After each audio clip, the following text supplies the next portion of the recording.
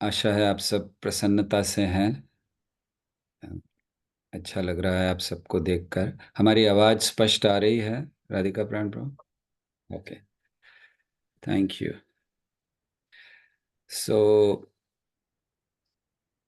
हाँ, बड़ी प्रसन्नता इस विषय की है कि आज महाराज का गुणगान करने का अवसर मिल रहा है। साथ ही साथ उनका संग नहीं है तो इसका दुख भी है।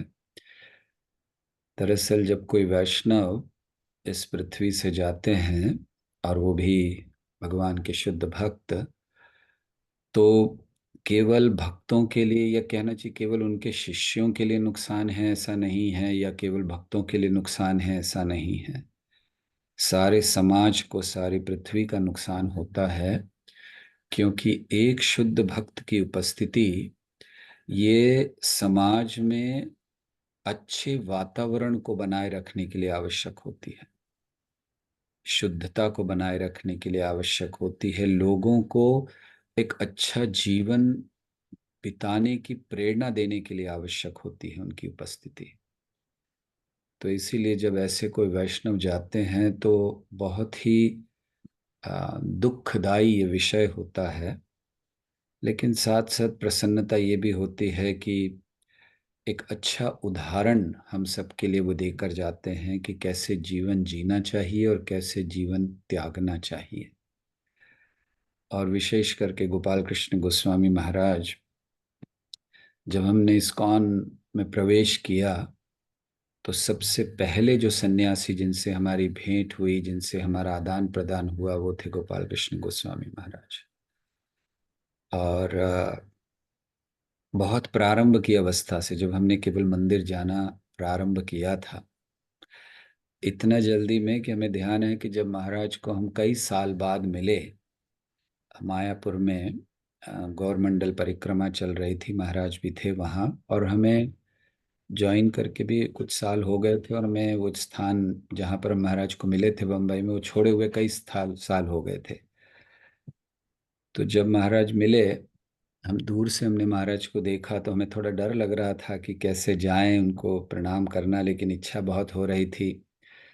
तो जब अवसर मिला हमने जाकर प्रणाम किया और हमने महाराज को बताया कि महाराज हम मीरा रोड में थे पहले, और ऐसे ऐसे हम अपना परिचय दे रहे थे। हमने परिचय पूरा भी नहीं किया था तो महाराज ने कहा, हाँ आप मुझे क्यों बता रहे हो, हमने आपको पैंट शर्ट में देखा है, ये सब बताओ। सो तो उस समय से हम महाराज को जब से जाना शुरू किया, सबसे पहले सन्यासी, इसको सन्यासी क्या होते हमें नहीं पता था। सो महाराज को देखा करते थे। फिर बाद में जब हमने ज्वाइन भी किया, उस समय भी महाराज के साथ बहुत इंटरेक्शन होता था, महाराज से मिलना, क्योंकि प्रारंभ से हम थोड़ा बहुत मैनेजमेंट में थे। तो महाराज से बातचीत बहुत हुआ करती थी विषयों पर, अलग अलग विषयों पर, और उनसे मिलने का अवसर मिलता था। तो हमने प्रारंभ से बहुत से गुणों को उनके देखा है। और जब से हम आए, मतलब प्रारंभ उनके भक्ति के प्रारंभ से नहीं, हमारी भक्ति के प्रारंभ से हमने बहुत से महाराज के गुणों को देखा और उनसे सीखा है। पहला गुण अगर हमें या ऐसे तो मतलब बहुत सारे हैं, तो अगर एक याद करने का प्रयास करें तो हमने कभी महाराज को क्रोधित होते नहीं देखा। इतने साल हुए हम उनको देख रहे हैं, हमने कभी उनको क्रोधित होते नहीं देखा कि वो उनको अंदर एकदम क्रोध आ गया हो और बहुत गुस्सा कर दिया हो। अ, हमें दुख होता है कि ये गुण हम नहीं सीख पाए उनसे। और क्योंकि महाराज इतने बड़ी बड़ी तकलीफों को बड़ी आसानी से सॉल्व किया करते थे। और एक समय हमें याद है, जैसे हम गुस्से की बात कर रहे हैं, तो एक समय मीरा रोड में मंदिर में, हम उस समय व्यवस्था नहीं थी रहने की, तो पीछे एक हम लोगों के पास फ्लैट था एक बिल्डिंग में। जो भी कोई गेस्ट आते थे हम उसमें वहाँ ठिकाते थे, ठहराते थे उनको। तो एक दिन हम लोगों को संदेश मिला कि कोई सन्यासी आ रहे हैं और उनके लिए व्यवस्था करनी है। तो हनुमंत प्रेक्ष महाराज, आप लोगों ने सुना होगा, तो वो आ रहे हैं, उनके लिए व्यवस्था करनी है। तो हमें कहा गया, हमने उस समय ज्वाइन किए हुए कुछ समय हुआ था, हमने कभी सन्यासियों की सेवा नहीं की थी। तो हमें कहा गया, तो हमने पूछा क्या करना है, जो हमारे अधिकारी से, देख लो साफ सफाई हो, सोने की व्यवस्था हो, वॉशरूम वगैरह देख लेना साफ हो। तो हम गए, हमने अपने हिसाब से देखा, जो भी है कर दिया। और सन्यासी आने, तो हमें ये नहीं सोचा कि सन्यासी अकेले नहीं होंगे, कोई और भी होंगे उनके साथ। हमने केवल एक बेड लगाया, एक चादर वगैरह जो भी रखना था, और रखकर आ गए। वो ना लेट आने वाले थे रात को, करीब 11, साढ़े 11, 12 बजे। तो हम लोग सब सो गए। हुआ ये कि वो जब आए तो उनके साथ 5 लोग और थे, उनके डिसाइपल्स। और किसी के लिए कोई व्यवस्था नहीं थी रूम में, चादर तक नहीं था वहां पर ओढ़ने के लिए, सोने की बात तो अलग है। और एक ही फ्लैट था। तो वे लोग रात को नीचे आए आश्रम में, हम लोग सो रहे थे, तो हम लोगों को उठा उठा के चादर वादर मांगी कि कुछ तो दे दो, मच्छर काट रहे हैं, कुछ नहीं, सोया नहीं जा रहा है। तो इस तरह का हुआ। तो अगले दिन रविवार था, और ये बात बहुत फैल गई कि सन्यासी आए और उनका ध्यान नहीं रखा गया, वो रात को घूम रहे हैं नीचे चादर लेने के लिए। तो अगले दिन गोपाल कृष्ण महाराज आए थे मंदिर में। तो सभी लोगों ने जाकर बहुत कंप्लेन किया उनको कि देखिए ये ऐसा होता है मंदिर में, सन्यासी आते हैं, उनका ध्यान नहीं रखा जाता। वो रात को, उनको ये कहा कि सन्यासी रात को घूम रहे थे नीचे, एक्चुअली सन्यासी उनके शिष्य थे, बट ये कहा गया कि रात को घूम रहे हैं चादर लेने के लिए, ऐसे कैसे केयर होती है सन्यासियों की। तो महाराज को भी अच्छा नहीं लगा उनके गुरु भाई के साथ ऐसा ट्रीटमेंट हो मंदिर में। तो उन्होंने पूछा किसकी जिम्मेदारी थी, तो हमारा नाम लिया गया। तो हमें बुलाया महाराज ने। तो हमें ध्यान है महाराज ऐसे बैठे थे, और दोनों तरफ ये जो जिन्होंने कंप्लेन की थी ये सब डिवोटीज बैठे हुए हैं। और जैसे ही हमने प्रवेश किया, तो हमने देखा लोगों के चेहरे एकदम जैसे ना कि अभी अभी इसको बताना चाहिए, अभी इसको पता चलना चाहिए क्या होना, ऐसा बड़ा गुस्से में थे। और हमें लगा कि अब तो आज तो बहुत डांट पड़ेगी महाराज से कि हमने कुछ गलती कर दी। तो हमें ध्यान है कि हम भी थोड़ा सा घबरा गए थे कि अरे बहुत डांट पड़ेगी, क्या होगा। तो हम गए, हमने प्रणाम किया महाराज से। तो महाराज ने हमसे पूछा कि आपकी, बहुत बहुत प्रेम से महाराज ने हमसे पूछा आपकी जिम्मेदारी थी, सन्यासी आए थे रमन प्रेक्ष महाराज, उनका ध्यान रखना। हमने कहा हाँ महाराज, हम ध्यान, फिर हमने खुद ही बोल दिया कि सॉरी, हम ठीक से रख नहीं पाए ध्यान। सो महाराज ने 1-2 मिनट देखा हमें, फिर कहते हैं अच्छा जाओ, अगली बार से थोड़ा ध्यान रखना, ठीक है। सब खत्म हो गया, बस डांट वांट इतना ही था उनका कि ये हो गया, जाओ। सो हमें बड़ा आश्चर्य हुआ कि इतनी बड़ी बात हुई है, कि इतना हंगामा हो रहा था, सब लोग कह रहे थे कि ऐसा, लेकिन महाराज तो, और भी कई जगहों पर हमने देखा उनका जो मूड था। एक हमें ध्यान आ रहा है कि मीरा रोड से एक बार एक ब्रह्मचारी को निकाल दिया गया था मंदिर से सुबह सुबह। हुआ ये था कि वो सैफरन में थे, और उनका जाने का चल रहा था, छोड़ेंगे छोड़ेंगे। एक दिन अचानक वो बिना किसी को कहे सैफरन उतार कर वाइट कपड़े पहनकर मंगल आरती में आ गए मंदिर में। किसी को पता नहीं था, अचानक सबने देखा, सब हैरान हो गए, ये क्या हो गया, ये क्या हो गया। तो जो टेम्पल इंचार्ज थे ब्रह्मचारी, उनको बहुत गुस्सा आया। तो उन्होंने उनको कहा तुरंत निकल जाओ यहाँ से, इसी समय जाओ बाहर। मंगल आरती पूरी भी नहीं हुई थी, बाहर जाओ। तो खैर उनको निकाल दिया। तो महाराज को पता चला, तो महाराज ने उनको बुलाया मिलने, हमें हम ध्यान है हम भी गए थे साथ में। उस समय महाराज हॉस्पिटल में थे। तो हम लोग हॉस्पिटल गए थे मिलने, हिंदुजा हॉस्पिटल। तो हम बैठे थे, नीट में महाराज से बात हो रही थी। तो इन्होंने कहा जो इंचार्ज थे कि महाराज हमें पता है आपको अच्छा नहीं लगा कि हमने उसको मंदिर से निकाल दिया, लेकिन वो एक्सप्लेनेशन दे रहे थे, नहीं वो ऐसा था। महाराज ने रोका, महाराज ने कहा देखो, तुमने उन्हें मंदिर से निकाला, उसका मुझे कोई ये नहीं है, तो आपका अधिकार है, वो ठीक है, मंदिर से निकाला आपने, ठीक है। फिर महाराज कहते हैं कम से कम उसे जप करने देना था, मंगल आरती के समय क्यों निकाला। तो हमने सुनकर हमें इतना आश्चर्य हुआ कि महाराज क्या सोच रहे हैं। यानी वो व्यक्ति जा रहा है, कम से कम वो सोच रहे थे कि भक्तों के साथ आखिरी बार बैठकर जप करके चला जाता। ये उनका भाव महाराज का, कि वो बोले आपने निकाला कोई बात नहीं, वो तो ठीक है, लेकिन मंगल आरती के समय नहीं निकालना चाहिए था, जप करते देते उसको भक्तों के साथ।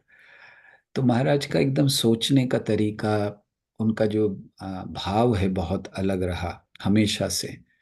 और इतने, उनमें एक चीज हमने देखी कि हर एक भक्त से मिलते थे। ऐसे नहीं था कि कोई नया ज्वाइन किया है तो जा नहीं सकता मिलने महाराज से, इवन अंत तक। ऐसा नहीं कि मतलब पहले, अब इतने सारे उनके शिष्य हैं, लेकिन कोई भी चला जाए, मना नहीं किया जाता था कि नहीं महाराज से नहीं मिल सकते हैं।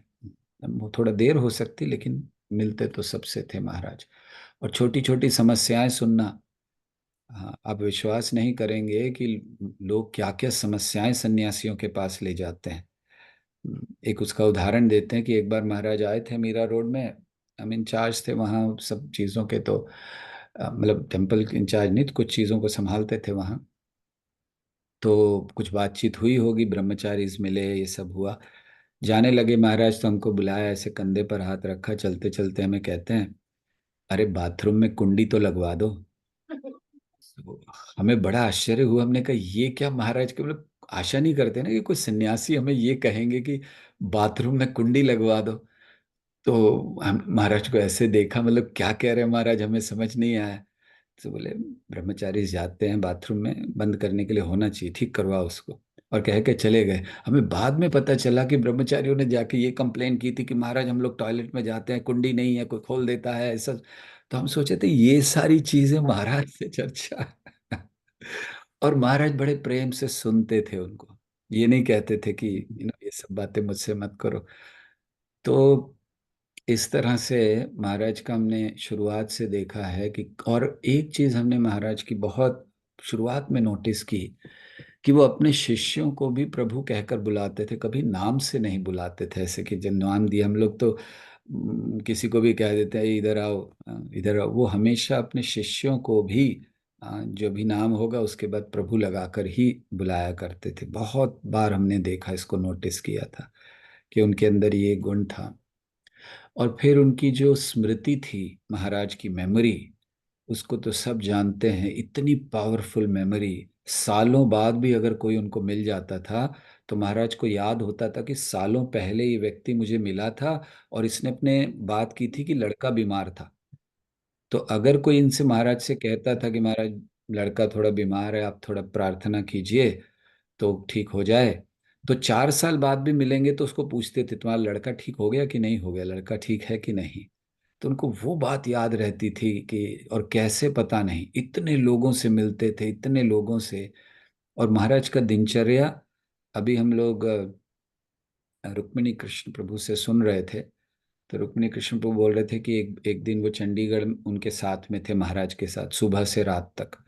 तो बोले सुबह से प्रोग्राम शुरू हुआ, मॉर्निंग मंगल आरती वगैरह होके उसके बाद कंटिन्यूस क्लास ये वो, फिर मीटिंग्स होते होते कंटिन्यूस इधर जाना उधर जाना, और रात के 11 बज गए। तो रुक्मिणी कृष्ण प्रभु ने, मुझे तो इतनी नींद आ रही थी, मुझसे सहन नहीं हो रहा था, लेकिन महाराज कंटिन्यूस करे जा रहे हैं। फिर 11 बजे सब सब हो गए, महाराज अपने रूम में जाने वाले हैं, तब किसी ने कहा कि महाराज कुछ ऊपर रूम बनाए, हम चाहते हैं आप देख लें। तो महाराज उस समय भी गए, रात को 11:30 बजे करीब, देखने के लिए। फिर देखकर जब आए और रुक्मिणी कृष्ण प्रभु से बोले कि आज बहुत दिन हेक्टिक हो गया ना, आज बहुत ज्यादा हो गया। तो रुक्मिणी कृष्ण प्रभु झूठ नहीं बोल पाए, उन्होंने कहा महाराज बहुत ज्यादा हो गया, बहुत हेक्टिक हो गया। तो महाराज उनको देख के कहते हैं, मेरे लिए ये रोज होता है। सो हम लोग समझ नहीं सकते हैं कि जो सन्यासी हैं वे लोग कितना कष्ट लेते हैं। हमारे लिए अगर जरा सा कुछ हो जाए, हल्का हेडेक हो जाए या हेक्टिक हो जाए, हम लोग 2 दिन आराम कर लेते हैं। लेकिन महाराज का था कि हर रोज करीब 12 बजे के पहले वो कभी नहीं सोते थे, क्योंकि मिलना, लोगों का आना जाना। लेकिन अगर 12 बजे सोए या 1 बजे सोए, सुबह मंगल आरती में आरती करते हुए मिलते ही थे, कहीं पर भी हों वो आरती किया करते थे।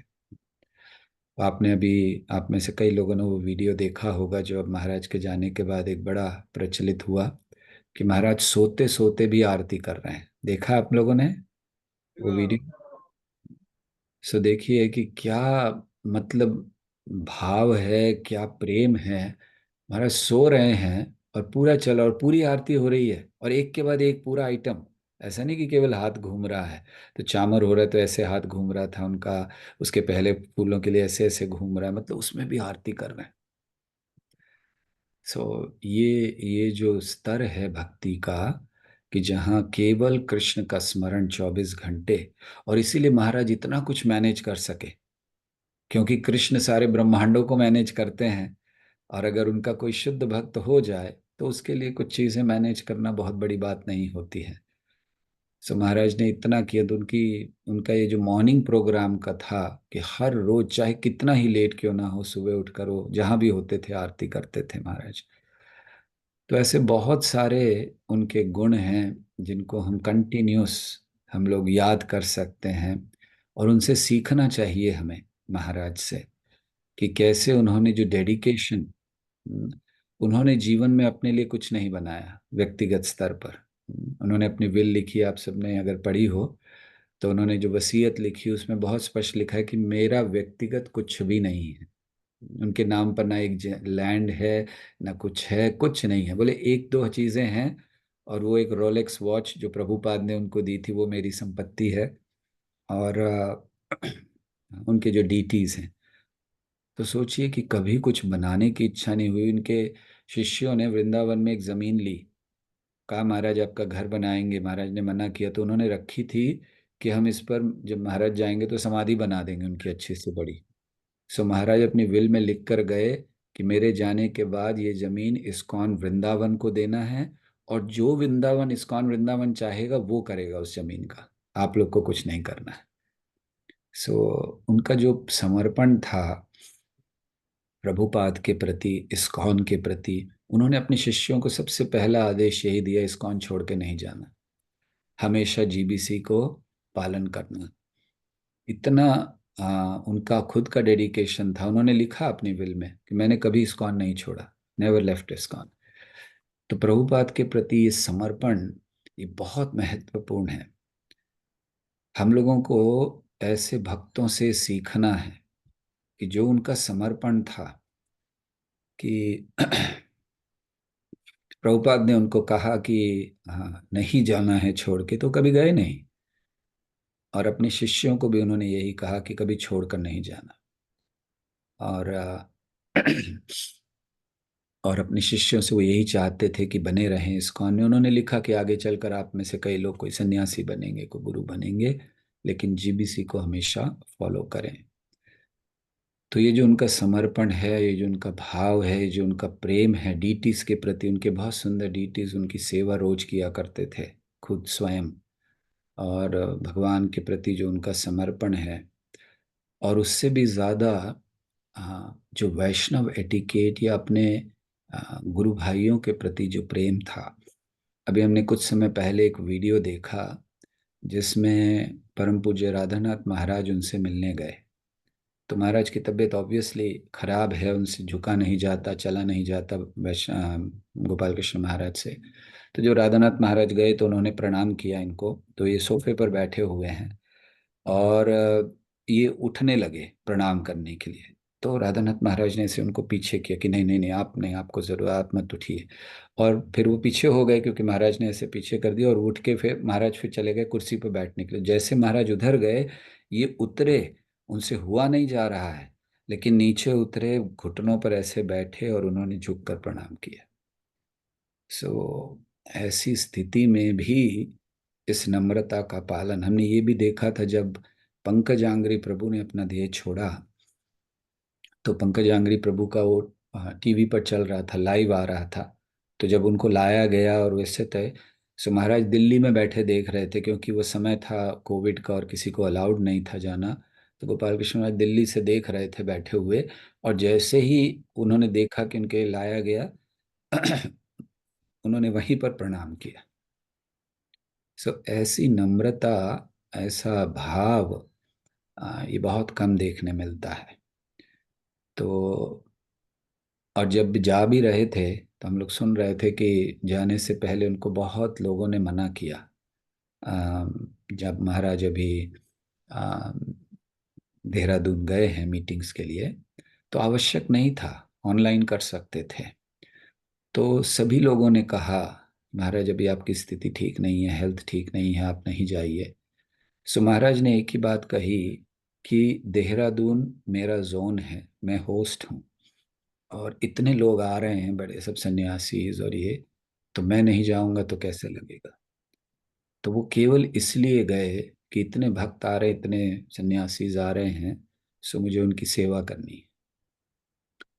और फिर हम सब जानते हैं कि देहरादून से फिर वो वापस नहीं आए। और अम, जब हम गए थे दिल्ली महाराज के अंतिम दर्शन के लिए, जब उनको लाया गया दिल्ली, तब हमने देखा कि कितने लोग, हजारों की संख्या में लोग खड़े हैं। और हमने पूरा रात दर्शन चल रहा था। सुबह 5 बजे तक, 5:30 बंद करना पड़ा। कंटिन्यूस लोग आ रहे थे।